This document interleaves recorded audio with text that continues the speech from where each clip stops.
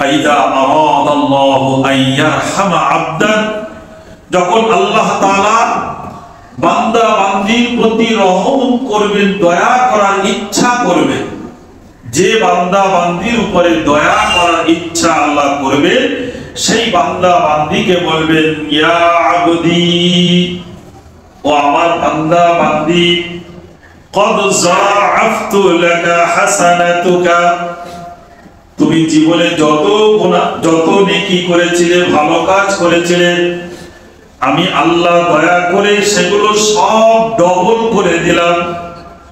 সুবহানাল্লাহ, যদি তুমি 10টা নেকি করে থাকো, আমি সেটা 20টা করে দিলাম। ওয়া তাজাওয়াজতু আন সাইয়্যাতি, বান্দা আমি তোমার জীবনের সমস্ত গুনাহগুলি maaf করে দিলাম। সুবহানাল্লাহ। ওয়া ওয়াহাবতু লাকা নি'মাতি, জীবনে যত নিয়ামত তুমি ভোগ করেছিলে, সমস্ত নিয়ামতগুলি আমি তোমাকে গিফট হিসাবে, উপহার হিসাবে দান করলাম। বলুন সুবহানাল্লাহ। নাহমাদুহু ওয়া নুসাল্লি আলা রাসূলিহিল কারীম, আম্মা বা'দ। আজকে আলোচনার বিষয় হলো হাসরের ময়দানে হিসাব নিকাশ। পবিত্র কোরআনুল মাজিদ 30 পারা সূরাতুল আবাসা 34 থেকে 41 নম্বর আয়াতে আল্লাহ তাআলা ঘোষণা দিয়েছেন, ইয়াউমা ইয়াফিরুল মারউ মিন আখি, সেই দিন অর্থাৎ কিয়ামতের দিন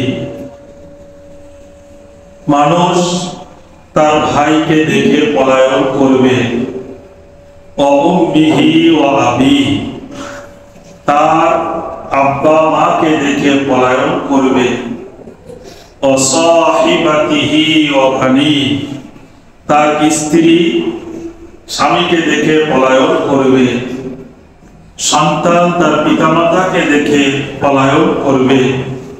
লিকুল্লি ইমরিইম মিনহুম ইয়াওমাইযিন শা'নুন ইউগনি, সেদিন প্রত্যেক মানুষের এক গুরুতর অবস্থা হবে, তারা নিজের চিন্তায় ব্যতিব্যস্ত হয়ে পড়বে। তাহলে কিয়ামতের দিন এমন ভয়ানক পরিস্থিতি হবে, নিজের ভাই ভাইকে দেখে পলায়ন করবে, পিতা মাতা সন্তানকে দেখে পলায়ন করবে, সন্তান তার পিতা মাতাকে দেখে পলায়ন করবে, স্ত্রী স্বামীকে দেখে পলায়ন করবে, স্বামী স্ত্রীকে দেখে পলায়ন করবে। প্রত্যেক মানুষের ইয়া নফসি ইয়া নফসি, আমার কি হবে, আমার কি হবে, এই চিন্তায় তারা বিভোর হয়ে থাকে। তিরমিজি শরীফে 2416 নম্বর হাদিস, বিশ্বনবী সাল্লাল্লাহু আলাইহি ওয়াসাল্লাম বলেছেন, লা তাজালু কদামা ইবনে আদম, কিয়ামতের দিন, হিসাব নিকাশের দিন, আদম সন্তান তার পা হেলাতে পারবে না, আগে বাড়াতে পারবে না, মিন ইনদি রাব্বিহি, আল্লাহ রাব্বুল আলামিনের দরবার থেকে কোন আদম সন্তান আগে বাড়তে পারবে না, হাত্তা ইউসআলু আন খামসিন, প্রত্যেক আদম সন্তান, প্রত্যেক মানুষ 5টি প্রশ্নের উত্তর না দেওয়া পর্যন্ত কোন আদম সন্তান এক কদম আগে বাড়তে পারবে। 1 নম্বর, আন উমরিহি ফিমা আফনা, আল্লাহ তাআলা বলবেন, বান্দা আমি তোমাকে সুন্দর একটি জীবন দিয়েছিলাম, 60 বছর 70 বছর 80 বছরের একটা জীবন, এই জীবনটা তুমি কোন পথে অতিবাহিত করেছো, টোটাল জীবনের একটা হিসাব আল্লাহ তাআলার কাছে আমাদেরকে দিতে হবে। 2 নম্বর, ওয়ান শাবাবিহি ফিমা আবলা, আল্লাহ তাআলা জিজ্ঞাসা করবেন, বান্দা তোমার জীবনের মধ্যে একটি গুরুত্বপূর্ণ সময় যৌবন কাল ইয়ং বয়স দান করেছিলাম, তোমার ইয়ং বয়সটা, যৌবন কালটা, যুবক বয়সটা তুমি কোন পথে বিনাশ করেছো, ব্যয় করেছো বলো। যৌবনের ইবাদত আল্লাহ তাআলার কাছে খুবই পছন্দনীয়। বয়সে শরীর তাজা থাকে। একজন যুবক মনে করলে সারা রাত দাঁড়িয়ে তাহাজ্জুদ করতে পারে, কিন্তু একজন বয়স্ক মানুষ যদি ইচ্ছা করে যে সারা রাত ধরে আমি নফল ইবাদত করব, তার ইচ্ছা থাকলেও উপায় থাকে না। তাই নবীজি বলেন কিয়ামতের দিনে আল্লাহ তাআলা যুবক বয়সের সময়টা কোন পথে ব্যয় করেছো, আল্লাহ এবং আল্লাহ রাসূলের নির্দেশ মতো না শয়তানের পথে ব্যয় করেছো, এটা আল্লাহ তাআলা স্পেশাল ভাবে, বিশেষ ভাবে জিজ্ঞাসা করবেন। 3 নম্বর, ওয়ান মালিহি মিন আইনা ইকতাসাবা। বান্দা, তুমি তোমার জীবনে সম্পদ যে উপার্জন করেছিলে, এই সম্পদ তুমি কোন পথে উপার্জন করেছিলে? হারাম পথে না অবৈধ পথে, না বৈধ পথে, না হালাল পথে? কোন পথে তুমি তোমার সম্পদ উপার্জন করেছিলে? এটা আল্লাহ তাআলা কিয়ামতের দিনে প্রত্যেক মানুষকে জিজ্ঞাসা করবেন। ওয়াফিমা আনফাকা। 4 নম্বর জিজ্ঞাসা হবে, তোমাকে যে আমি অর্থ দিয়েছিলাম, সম্পদ দিয়েছিলাম, এই অর্থ, এই সম্পদ তুমি কোন পথে ব্যয় করেছিলে? আল্লাহ এবং আল্লাহ রাসূলের হুকুম মতো ব্যয় করেছিলে, না তুমি অন্যায় ভাবে, তুমি হারাম পথে ব্যয় করেছিলে? এর হিসাব আল্লাহ তাআলা প্রত্যেক মানুষের কাছে নেবেন। এই জন্য যেমন আমাদের উপার্জন করার ক্ষেত্রটাও হালাল হতে হবে, এবং আল্লাহ তাআলা আমাদের যে অর্থ দিয়েছেন বা দেবেন, সেই অর্থটা আমাদেরকে সঠিক পথে ব্যয় করতে হবে, তার নিয়মিত যাকাত আদায় করতে হবে। 5 নম্বর, ওমা যা আমিলা ফিমা আলিমা।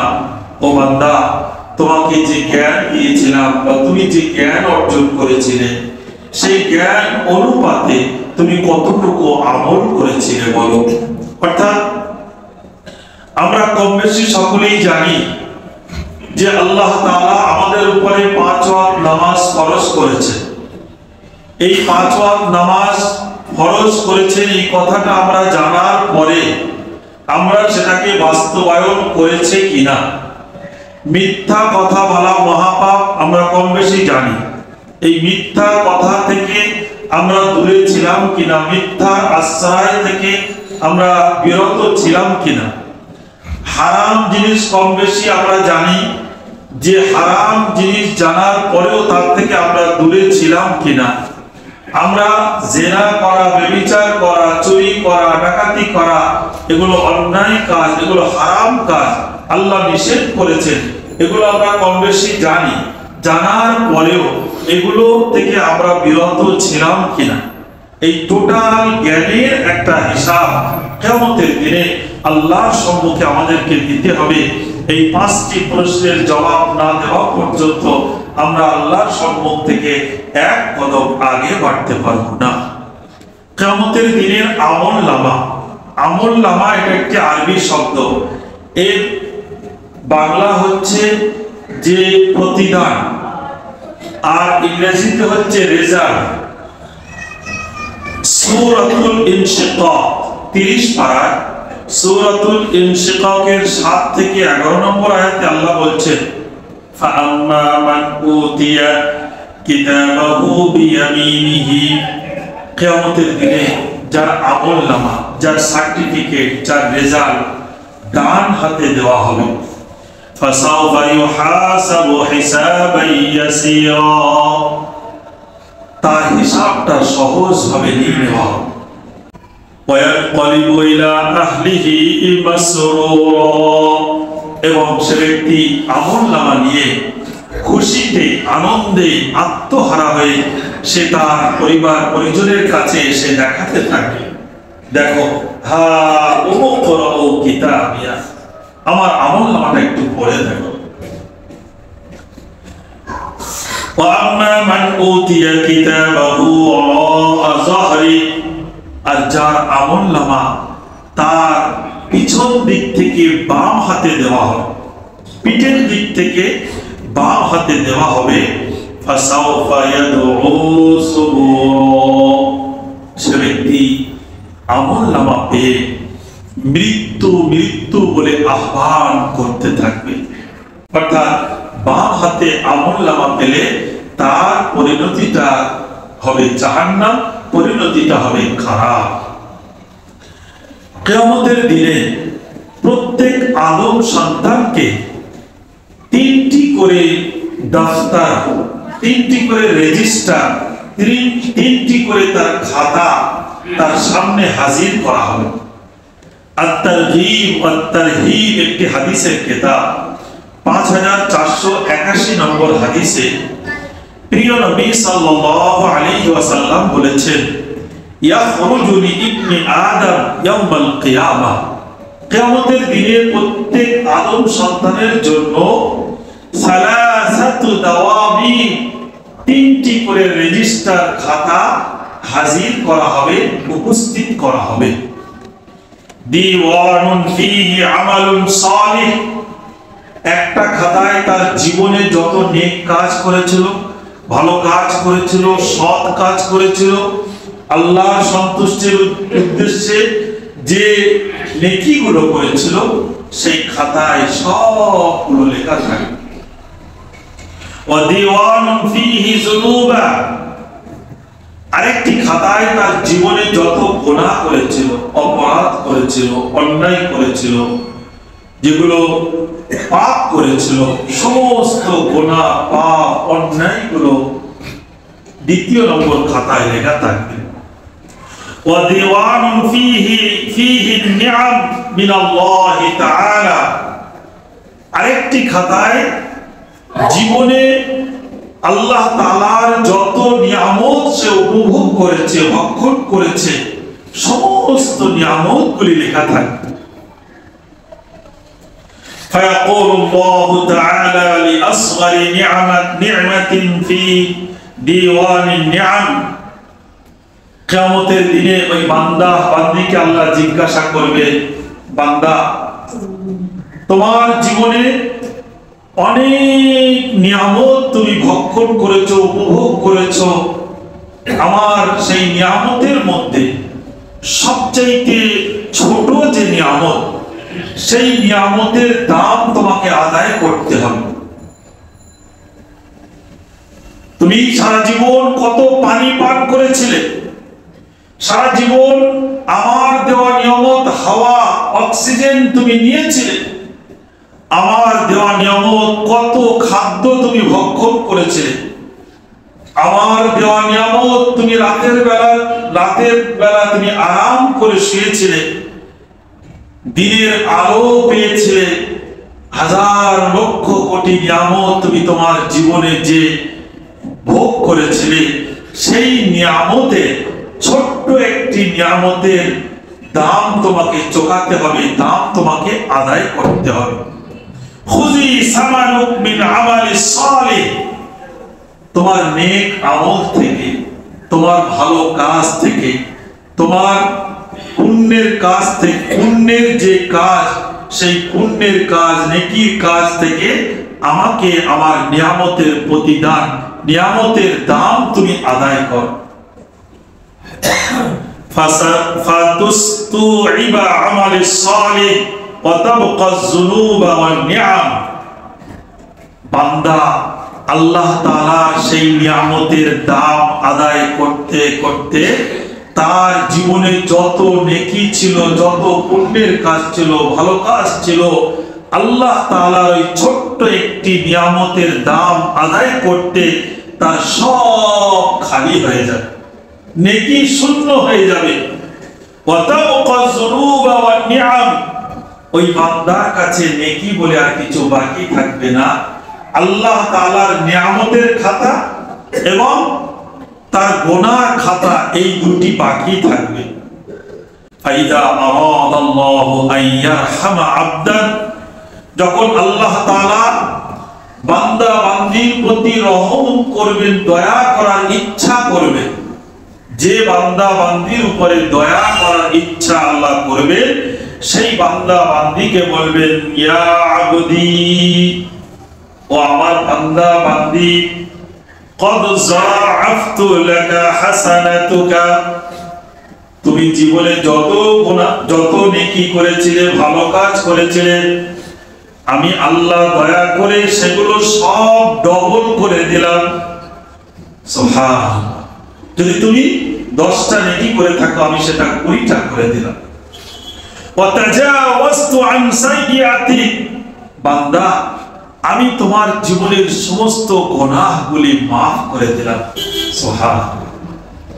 ওয়া ওয়াহাবতু লাকা নি'মাতি, জীবনে যত নিয়ামত তুমি ভোগ করেছিলে, সমস্ত নিয়ামতগুলি আমি তোমাকে গিফট হিসাবে, উপহার হিসাবে দান করলাম। বলেন সুবহানাল্লাহ।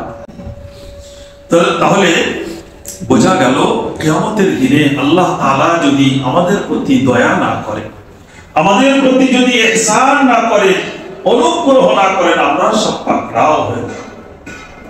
আরেকটি হাদিস তিরমিজি শরীফের 2418 নম্বর হাদিস, قال صلى الله عليه وسلم أتدرون من المفلس, নবীজি এক সময় সাহাবাদেরকে জিজ্ঞাসা করলেন, ও আমার সোনার সাহাবারা, মানিল মুফলিস, তোমরা কি জানো মুফলিস, দেউলিয়া, নিঃস্ব কে? قالوا المفلس فينا يا رسول الله من لا درهم ولا متاع, ইয়া রাসূলুল্লাহ, ইয়া হাবিবাল্লাহ, আমাদের মধ্যে ওই ব্যক্তি মুফলিস, ওই ব্যক্তি নিঃস্ব, ওই ব্যক্তি দেউলিয়া, যার কাছে দুনিয়ার কোনো অর্থ নাই, দুনিয়ার কোনো সামানপত্র নাই, জমি জায়গা অর্থ সম্পদ নাই, সেই ব্যক্তি তো আমাদের মনে হয় নিঃস্ব ব্যক্তি। নবী করিম সাল্লাল্লাহু আলাইহি ওয়াসাল্লাম বললেন, আল মুফলিসু মিন উম্মতি, মুফলিস, দেউলিয়া, নিঃস্ব আমার উম্মতের মধ্যে ওই ব্যক্তি, মাইয়াতি ইয়াউমাল কিয়ামাতি বিসালাতিন ওয়া সিয়ামিন ওয়া যাকাতিন, যে ব্যক্তি কিয়ামতের দিনে আল্লাহ রাব্বুল আলামিনের দরবারে হাজির হবে বহু নামাজ নিয়ে, অনেক রোজার ইবাদত নিয়ে, অনেক যাকাতের সওয়াব নিয়ে আল্লাহ রাব্বুল আলামিনের কাছে হাজির হবে। ওয়ায়াতি কদ শাতামা, এবং জীবনে কাউকে সে কষ্ট দিয়েছিল, দুঃখ দিয়েছিল, আঘাত দিয়েছিল, সেটাও নিয়ে আল্লাহর কাছে হাজির হবে। ওয়া আকালা মাল হাযা, কারোর মাল সম্পদকে হরপ করেছিল, অন্যায়ভাবে কারোর মালকে আত্মসাৎ করেছিল, সেটাও নিয়ে এসে হাজির হবে। ওয়া সাফাকা দামা হাযা, এবং কাউকে অন্যায়ভাবে হত্যা করেছিল, খুন করেছিল, মার্ডার করেছিল, তার গুনাহ নিয়েও সে হাজির হবে। ওয়া যারাবা হাযা, কাউকে অন্যায়ভাবে মেরেছিল, অন্যায়ভাবে তাকে মারধর করেছিল, তার পাপ নিয়েও সে হাজির হবে। ফায়াকুদু, তাকে বসানো হবে। ফায়ুক্তাসু হাযা মিন হাসানাত, এবং আল্লাহ তাআলা ওই বান্দাকে বলবেন, বান্দা তোমার জীবনে যে নেকি আছে, এই নেকিগুলো দিয়ে, এই নেকির বিনিময়ে তুমি যাদেরকে কষ্ট দিয়েছিলে, যাকে খুন করেছিলে, যাকে মেরেছিলে, তাদের যে বিনিময়, এই তোমার নেকি দিয়ে তাদের বিনিময়গুলো আদায় করো। ফাইন ফানিতা হাসানাতুহু ক্বাবলা আন ইউক্তাসামা আলাইহি মিনাল খাতায়া, তাদের নেকি আদায় করতে করতে দেখা যাবে তার নেকির ঝোলা খালি হয়ে যাবে। উখিযা মিন খাতায়াহুম, এবং যাকে সে মেরেছিল, যাকে সে খুন করেছিল, যাকে সে কষ্ট দিয়েছিল, সেই সমস্ত মানুষের গুনাহগুলো তার মাথায় চাপিয়ে দেওয়া হবে। ফাতারিহা আলাইহি সুম্মা তারিহা ফিন্নার, তখন তাকে জাহান্নামের মধ্যে নিক্ষেপ করা হবে। আল্লাহ তাআলা আমাদের সকলকে হেফাজত করুন। আল্লাহ তাআলা আমাদের সকলকে কিয়ামতের দিনে যে হিসাব নেবেন, আমাদের হিসাবগুলো যেন সহজভাবে নিয়ে নেন, এবং আল্লাহ তাআলা আমাদেরকে কিয়ামতের দিনে যেন বলেন, বান্দা বান্দি আমি তোমাদেরকে মাফ করে দিলাম, এই কথাটা যদি কোনো বান্দা বান্দিকে আল্লাহ বলে, কিয়ামতের দিনে এর চাইতে বড় পাওনা আর কিছুই না। আল্লাহ তাআলা যেন কিয়ামতের দিনে আমাদেরকে মাফ করে দেন। আমিন। ওয়া আখিরু দাওয়ানা আলহামদুলিল্লাহি রাব্বিল আলামিন। আসসালামু আলাইকুম ওয়া রাহমাতুল্লাহি ওয়া বারাকাতুহু।